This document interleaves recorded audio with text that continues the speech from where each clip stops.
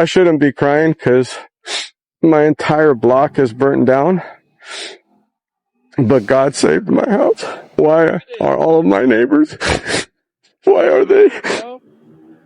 And then in the middle of two burnt down blocks, there's one house standing, and that's mine. Hindi na po lingid sa inyong kaalaman ang nangyaring trahedya sa California na libu-libong hektarya ang nasunog, libu-libong bahay ang natupok, at marami pong tao ang nawalan ng tahanan. Pero sa kabila ng mga pangyayaring yan, nakita naman natin sa video na ating napanood, mayroong nag-iisang bahay na hindi man lang nasunog. Sa kabila ng lahat ng nakapaligid sa kanyang mga bahay ay pinadapa na ng apoy. Samantalang ang kanyang tahanan ay nananatiling nakatayo.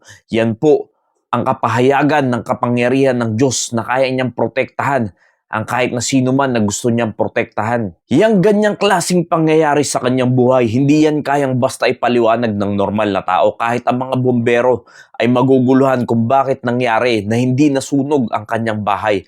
Pero sa isang mananampalataya, mauunawaan mo na yan ay proteksyon ng Diyos. Yan po ang isang deklarasyon ng Diyos na kaya kanyang protektahan kahit na nakapalibot pa sa'yo ang sandamakmak na trahedya o problema sa iyong buhay. 1,000 shall fall at thy side, and 10,000 at thy right hand, but it shall not come nigh thee. Yes, yan po ang kapangyarihan ng Diyos. Kapag ikaw ay nagtiwala sa Kanya, siya ang iyong sandalan, siya ang iyong sandigan at poprotektahan ka ng Diyos sa mga ganyang klaseng pangyayari sa iyong buhay. Nakita ninyo naman mga kaibigan, mga kapatid, kung kayo rin siguro yung nasa kalagayan nung nasa videong napanood natin, na sa kabila ng mga kapitbahay nyo ay ubos na ang ari-arian, samantalang ang inyong tahanan ay nananatiling nakatayo, maluluha ka na lang at magpapasalamat sa Diyos na iningatan ka niya at huwag mapahamak.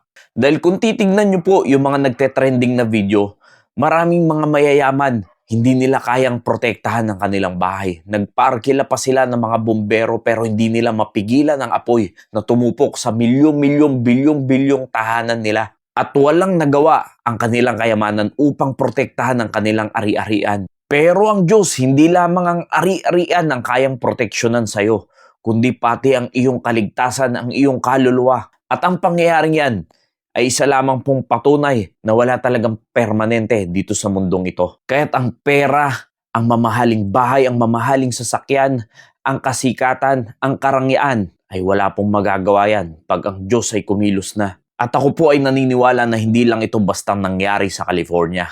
At ang mensaheng ng Diyos ay hindi lamang para sa bansang Amerika, kundi gayon na rin sa buong mundo. Dahil alam naman natin na kumalat na ang balita sa buong mundo about sa nangyaring yan sa California. At yan po ang kapahayagan ng kapangyarihan ng Diyos dahil alam naman natin na bago mangyari yan ay minamak nila ang ating Diyos. At isang mensahe na rin po yan, hindi lamang sa bansa nila, maging sa buong mundo na kailangan natin ng Panginoong Hesukristo. Dahil sa mga ganyang pangyayari, ipinapakita ng Diyos na siya ang pinakamakapangyarihan sa lahat.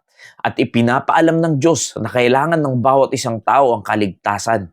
Dahil isang araw, magbabalik ang Panginoong Hesukristo. At bago siya bumalik, kung ikaw ay wala pa ring pananampalataya sa Panginoong Hesukristo, ay hindi mo gugustuhin ang iyong sasapitin pag ikaw ay naiwan dito sa araw ng rapture. Dahil lahat ng yan na nababalitaan natin ng mga pangyayari sa ating mundo, ay wala pa yan kung i-compare sa Great Tribulation dahil sinabi ng Biblia, mas matindi pa ang mararanasan sa mga araw na yon na hindi pa nararanasan ng mga tao. Kaya't mga kaibigan, na wala pang pananampalataya sa Panginoong Hesukristo, kung gusto nyo magkaroon ng proteksyon na tulad dito sa napanood nating video, at hindi lamang pang material na proteksyon, kundi pang habang buhay at makapiling pa ang ating Diyos, ay ngayon pa lang sumampalataya ka na sa Panginoong Hesukristo. Kilalanin mo na siya ay namatay para sa iyong mga kasalanan at sa aking mga kasalanan.